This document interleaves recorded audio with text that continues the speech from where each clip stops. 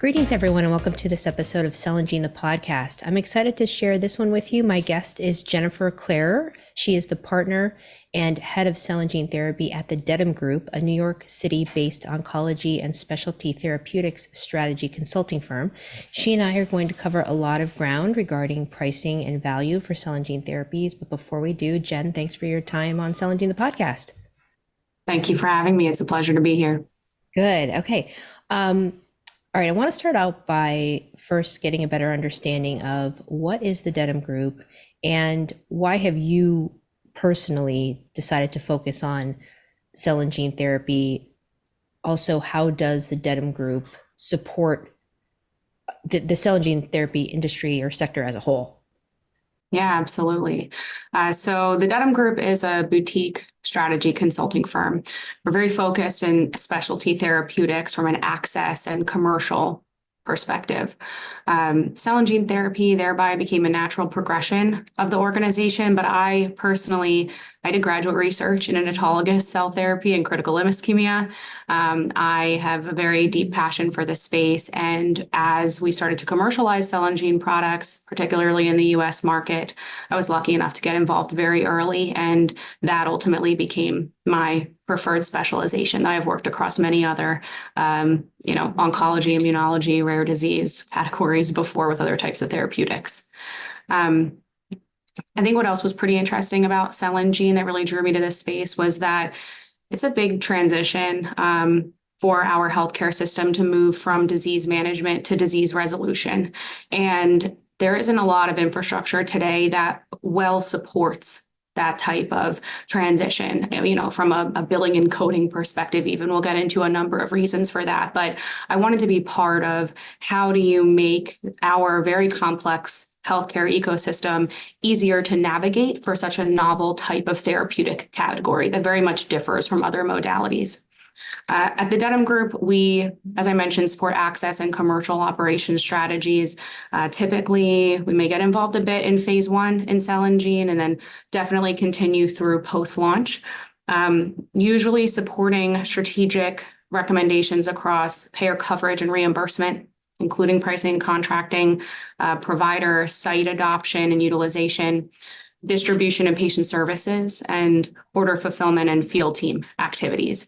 So it's definitely been a really exciting time in the industry to be a part of answering a lot of those big questions and helping organizations navigate, how you can take a product from bench, all the way to the patient through that lens of access and commercial operations. Excellent. Well, thank you for that detailed background information, and certainly a really important conversation, and quite honestly, one that what we're about to delve into really haven't covered on Cell and Gene, the podcast yet. So I'm really looking forward to getting into this. So I wanted to talk to you a little bit about, what do you find to be some of the most important aspects of launching a cell or gene therapy that can be overlooked, and maybe some of the approaches to enhancing or maintaining continued access post-launch? Yeah, absolutely. I definitely think there hasn't been enough attention on the degree of impact that market access has on cell and gene therapy success. Honestly, oftentimes I think because the clinical achievements for especially these earliest cell and gene products, they're monumental.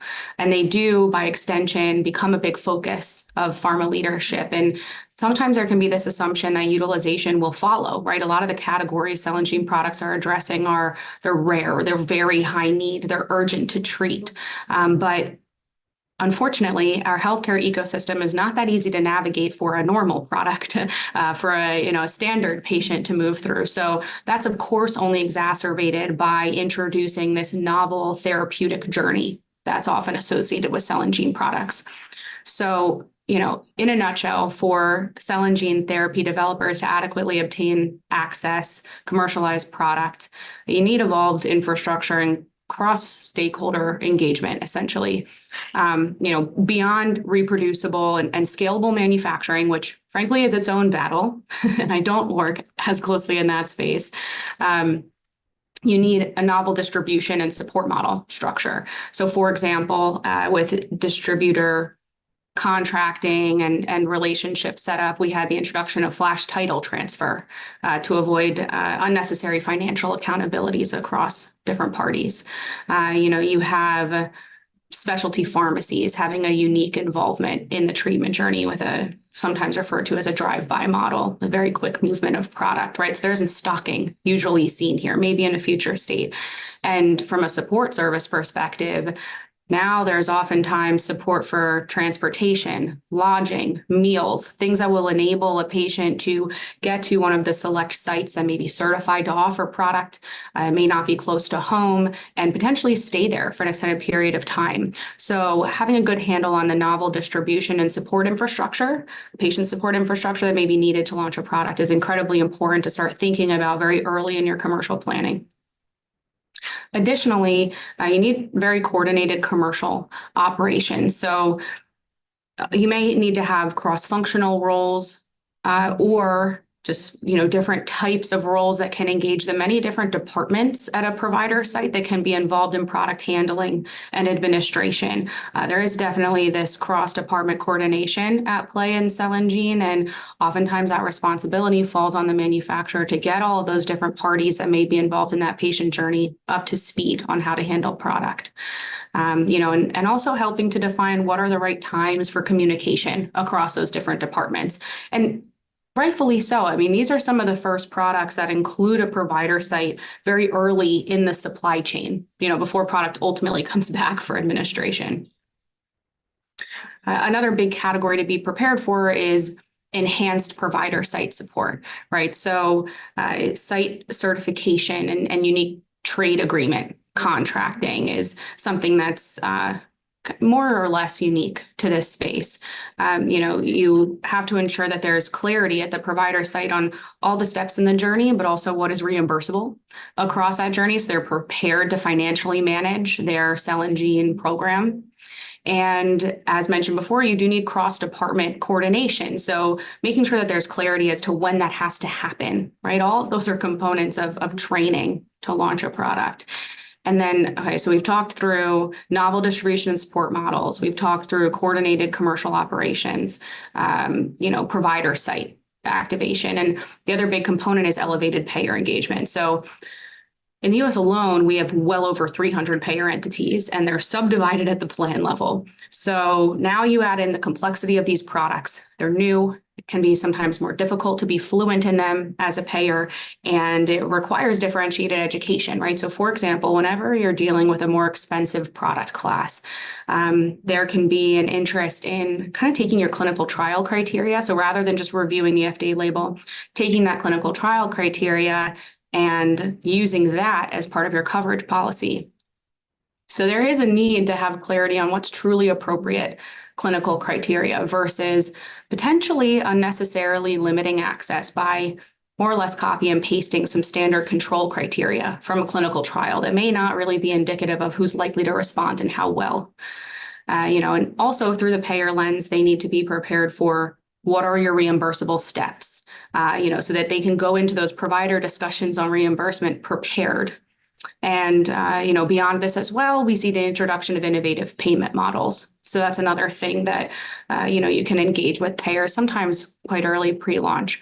I think one of the big things, though, to take away from this, that at least that I take away from this, what's been particularly impactful is with the Dedham group, one of the things that's our claim to fame is we have really comprehensive voice of customers. We have this incredible panel of highly knowledgeable folks across each of these channels. And by nature of us being third party, we're able to have very candid discussions with them about the issues that they experience, through each of those core components: distribution, operations, provider, and patient and payer dynamics. So we get to learn a lot more about the behind the scenes workings, what has worked well, what hasn't worked well, where they see things going in the next couple of years, where they're investing to evolve operations. And, what is promising is that this is an industry that's just starting to get experience in the market. So I do feel confidently that we're just at the beginning. We're just scratching the surface. So where we'll be able to take the healthcare system to make these things a little bit easier, I'm hopeful for. And it's definitely going to be in our future to kind of hopefully simplify or at least smooth out a lot of those different steps in launching a product. Good. I'm so glad to hear you say that you're hopeful and that, our experience to date will only help us progress because it is an incredibly complex infrastructure, which of course you just outlined. And so all of that is to say, I'm glad to hear that you do feel hopeful for the future, because, like I said, it's a lot to kind of wrap your head around. So we've seen, speaking of that, so we've seen, delayed time to treating a first patient or a slowness in initial adoption misaligning with product forecasts. And so I'm curious to know what trends are driving this delay in utilization of post-approval, and what experience can emerging biotechs learn from to, ultimately improve that time to treat? Yes, absolutely. Great question. So first of all, and I think one thing that's important to know about what the delay in utilization tends to look like, there's going to be a ramp up period for any new cell or gene product that is not indicative of market value or opportunity in the slightest. Especially in the US market, you need payers to develop coverage policies that clarify who's considered eligible, right? That takes time to release, even up to maybe 6 months or more. You need provider sites to complete that activation process, training, as we talked about earlier, getting the right contracts in place so that they can actually offer product. And some of those steps can't be done until post-approval, once you have that FDA label. Provider sites they also need to contract with distributors or otherwise be able to purchase products too, maybe even establish a new credit line because we're dealing with totally different price points for these products. Sometimes though that can happen pre-approval, but it's important to definitely have in place. You can't get product without that step. And then on top of that, you'll see a ramp up because providers need to gain experience and comfort with a new product. Patients need to gain comfort and confidence in using a new technology on their disease state. And then furthermore, within each of the individual patient journeys, they're elongated much more upfront as well for these products. So there's going to be time needed for genetic or other confirmatory diagnostic tests that may be required. You have to travel to and from a site of care. You may live kind of far away. You need time to coordinate the affordability of that travel and the travel itself. And I think one of the most important components here is that there has to be time for the provider site to confirm with the payer this patient journey is covered and reimbursement is covered. Particularly reimbursement, because appropriate payment for product and services is often a big question with some of these therapies, especially if they're administered in the inpatient setting. Our current healthcare infrastructure and our payment rates aren't often reflective of these novel types of therapeutics. They're reflective of what's been experienced for years and years in given episodes of care. So, when you add those things together, it can result in a decent amount of time sometimes until a patient's able to receive product. And that doesn't even include the manufacturing time for product, right? Yeah. Everything that I just mentioned. And some things can happen in parallel, of course. And that's an art in itself that manufacturers often have to prepare for when they're launching a product. But another dynamic that's really important to understand here is that in biologics, right, and in immunotherapy in general, so outside of the cell and gene space, and they've been around for over 20 years. We still see provider sites that tend to be a little bit more financially sensitive. Sometimes they're community practice settings or other types of hospitals.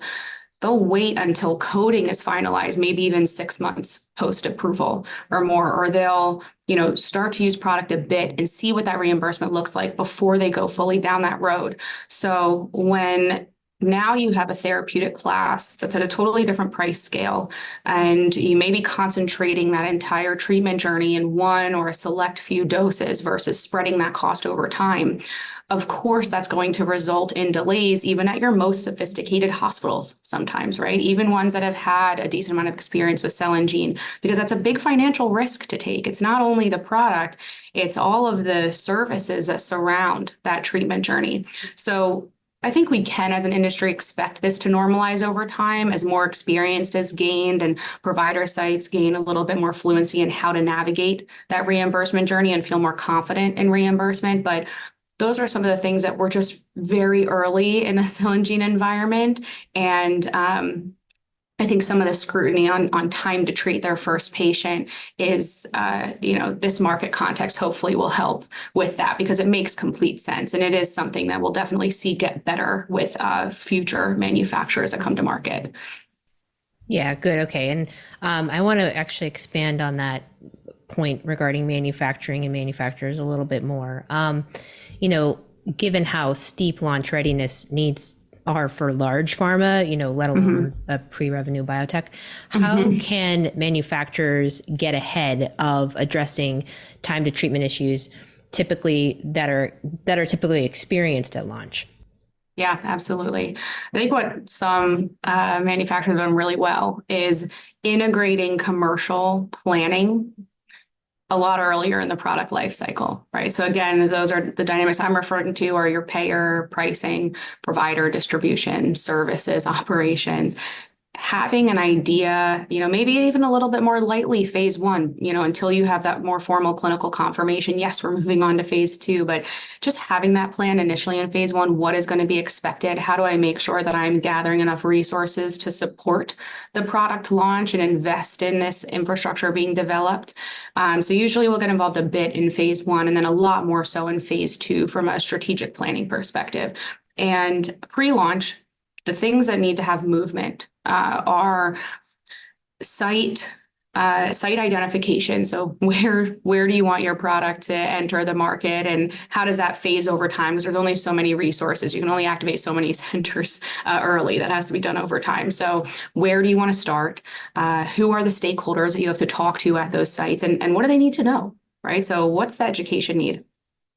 You also have to go through a number of coding applications and start the discussion with payers about your therapeutic area, that you can expect this novel product to enter the space and why is it needed. Very early, you also want to think about how do you design a distribution model and, any contracting that maybe needs to happen in a pre-launch environment. Also early thinking about affordability support, genetic testing, coverage, things that you kind of need to start thinking about what's the infrastructure and how much financially am I going to need to contribute to that infrastructure.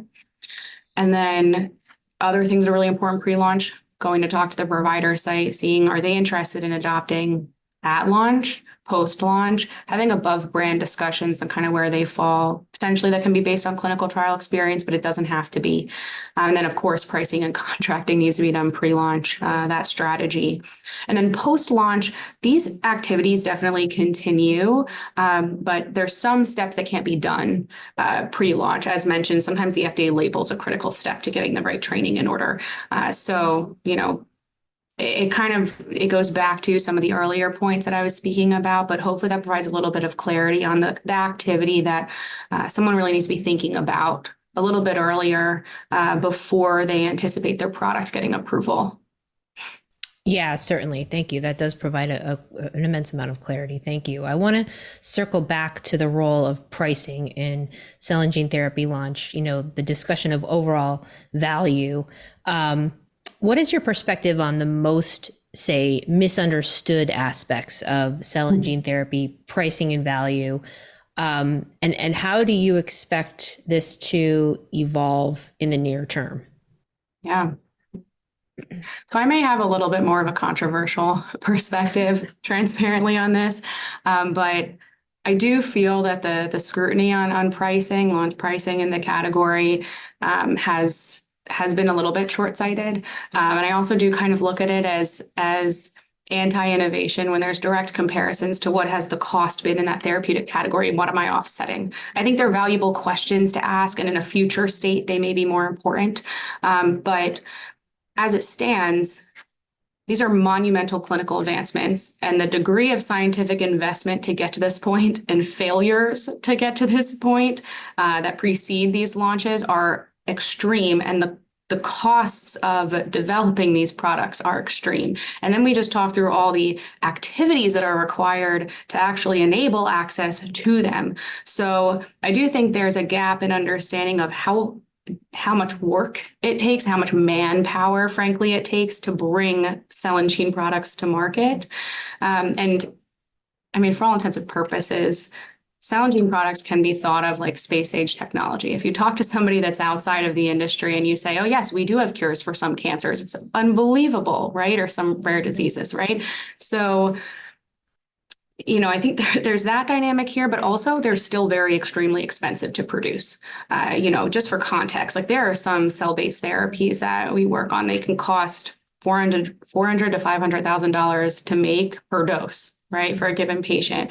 And that's not how it's always going to be, but it's so new and we're moving so fast in the category that it's going to take time for us to kind of mellow out some of the investment costs in this field. We're just in its infancy. So I do think that's important context that sits behind this. And, luckily, a lot of these products are launching into rarer conditions. So there should be healthcare dollars here that can afford it.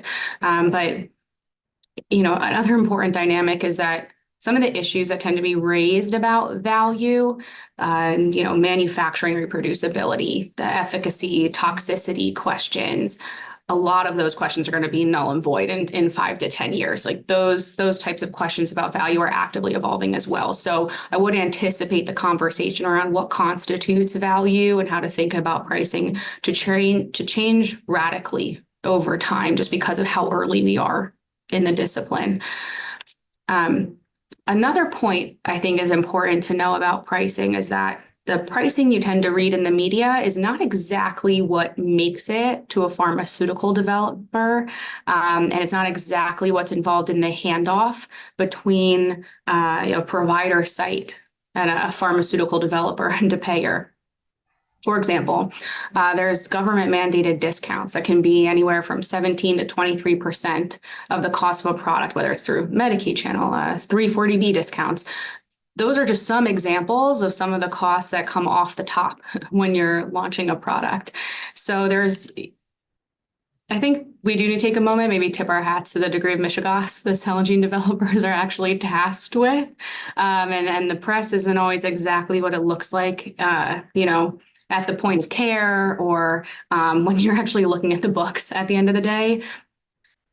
A separate point that I think is important as well in the context of pricing and value is that right now there is some degree of infrastructure where payers can kind of get around costs, if you will, where provider sites can be at a loss.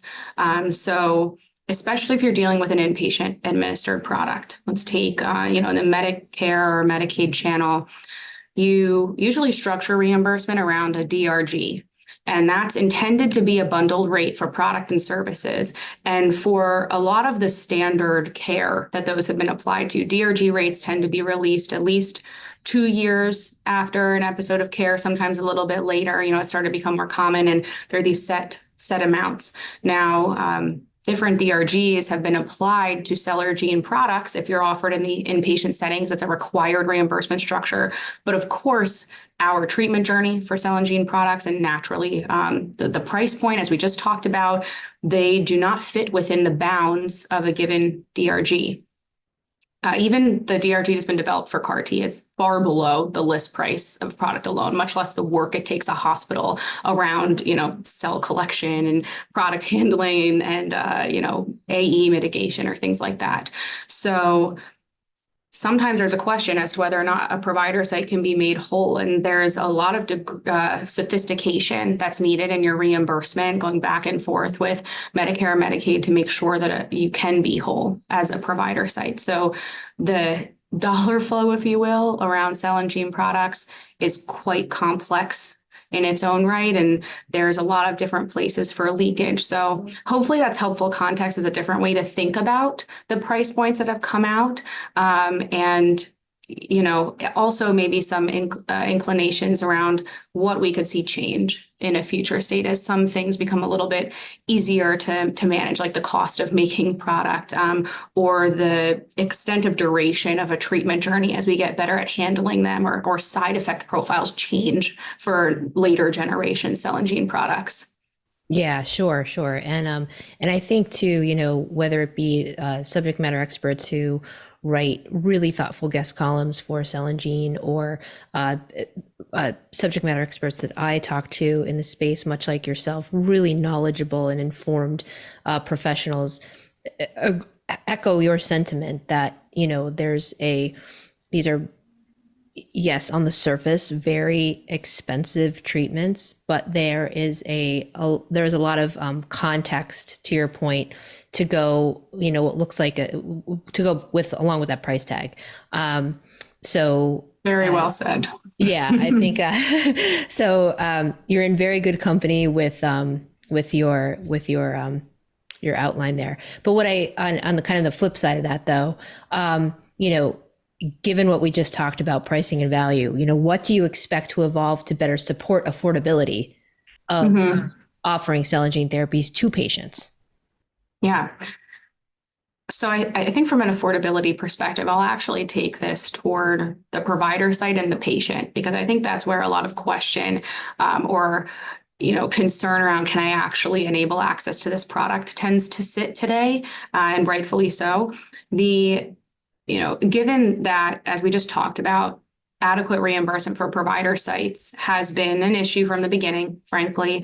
It's great to see now there are payers or states that, frankly, that are starting to recognize that traditional reimbursement models like DRG-based payment can't naturally be applied to cell and gene therapy. So you're seeing some Medicaid states like California, Massachusetts, they're carving out cell and gene therapy reimbursement from other legacy reimbursement rate structures like transplant, so that it can start to eliminate some of that question that comes about when you are applying a legacy DRG to a category that it really doesn't fit well with.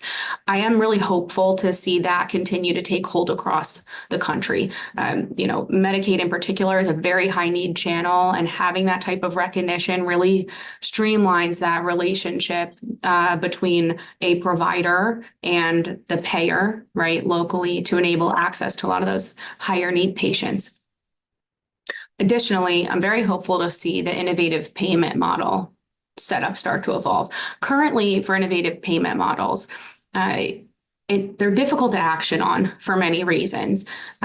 Since for these contracts, it does require that payers allocate resources to track cases. They have to follow up sometimes with patients and providers to collect medical information. They may have to pull or analyze claims data. So you're allocating, at least a specific person to track something over a period of time.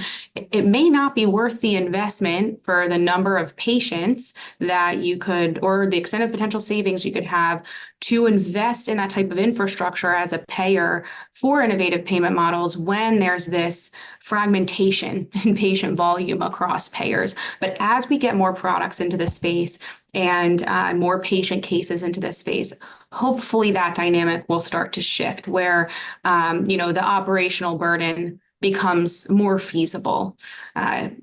Yeah. And the other thing I think that will be helpful with that, so we talked about, innovative payment model development, so more of them, right? Increasing patient volume that may sit with a specific payer.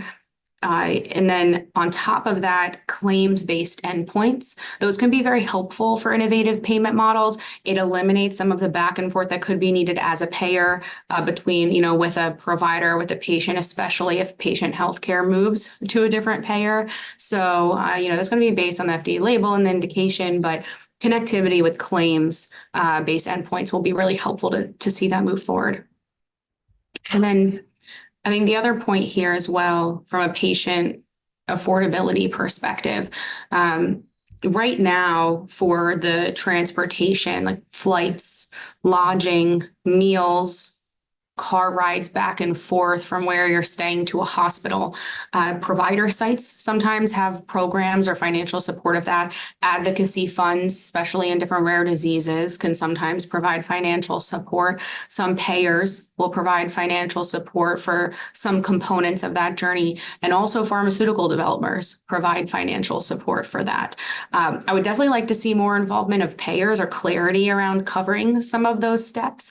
But provider sites and advocacy groups, manufacturers have done a very good job at kind of amending or adding on to what may be available to help a patient caregiver move through that treatment journey, especially if it's a longer duration treatment journey up front. Good. Okay. And that's really good to hear. I'm glad that those opportunities exist and that the patients they don't have to search for that information, that it's readily available.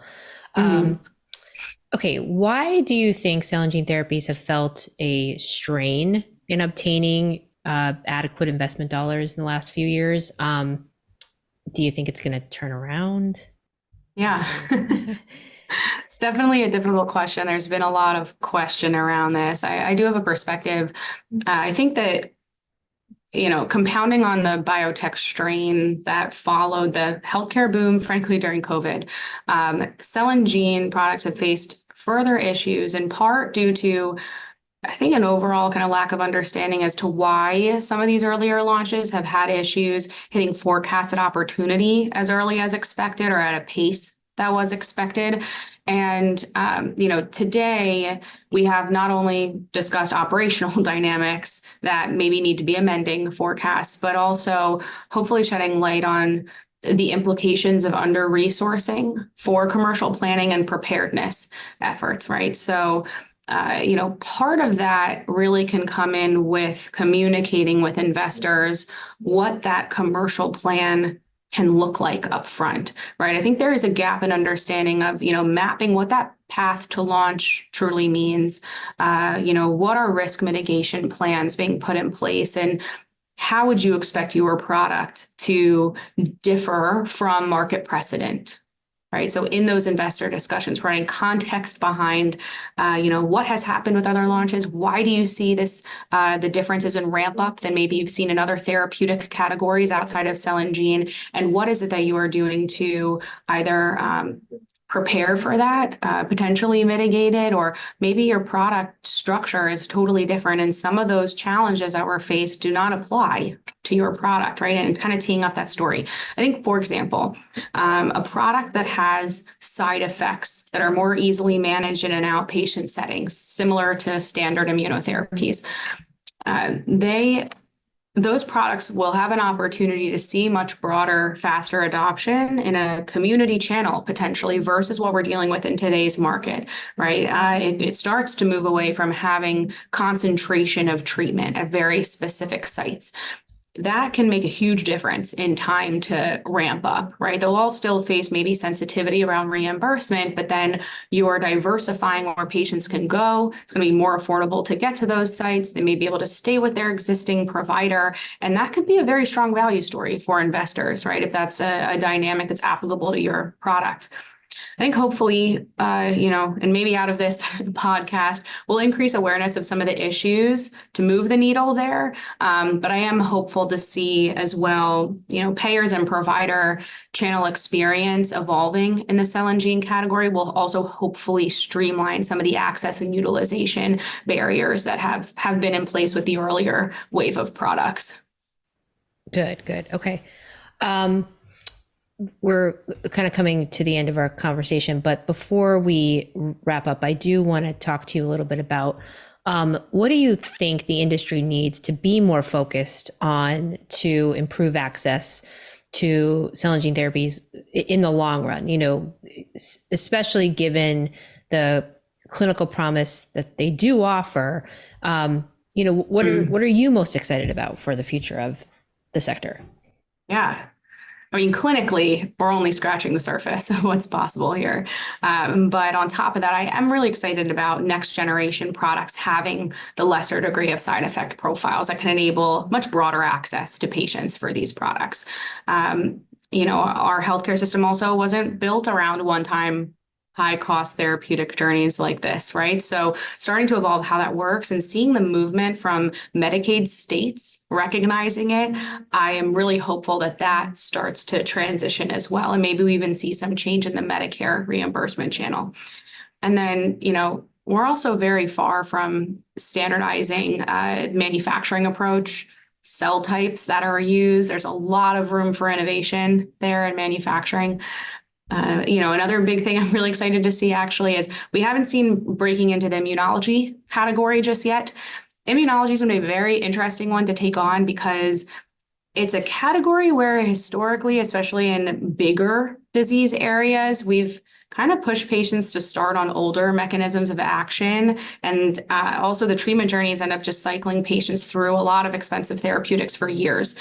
So while I think the pricing in immunology is quite different, like the total cost of care comparison that's ultimately going to be made, compared to oncology, it's a little bit different. They may not be deadly disease states, which can those are likely to be impediments to growth, but it's such an improvement potentially on the overall quality of life for a patient and how often they can not be in the healthcare system, right? And move away to having a life that maybe they could be drug-free for longer periods of time. That would be incredible. So I'm hoping to see momentum come, as we transition to a market that's maybe more toward cure, if I can jump to that, and less reliance on that frequent dosing for patients.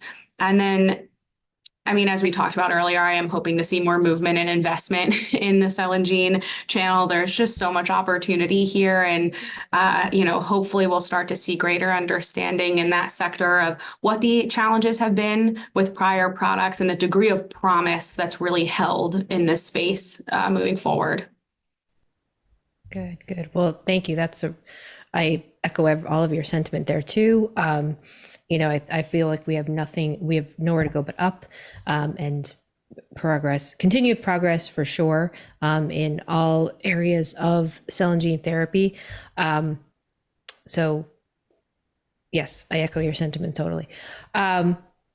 All right, listeners, that wraps up this episode of Cell and Gene, the podcast. Thank you to the Dedham Group's Jen Klarer for her time and insight. Jen, thank you so much. This was an exceptionally informative episode, and I am very, very excited for our listeners to glean just an immense amount of information from it. So thank you. Fantastic. Thank you again for having me. Absolutely. All right, listeners, thank you for tuning in, and we will talk to you soon.